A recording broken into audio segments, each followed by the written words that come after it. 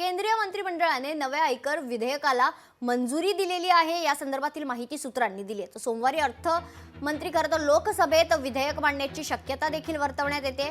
विधेयक लोकसभेच्या स्वार्य समितीकडे खरं तर जाणार आहे। पंतप्रधानांच्या अध्यक्षतेखाली विधेयकाला मंजुरी देण्यात येईल अशी माहिती सूत्रांनी दिली आहे। तर हर महिना 1 लाख रुपये कमावणाऱ्यांना यात सूट मिळण्याची शक्यता आहे।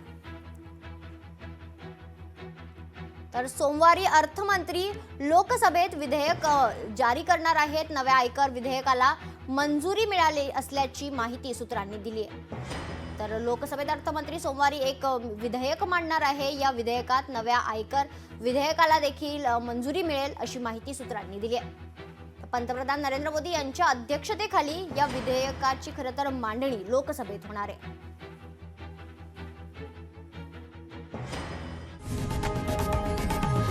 लोकशाही मराठी ऐका, पहा, जागरूक रहा।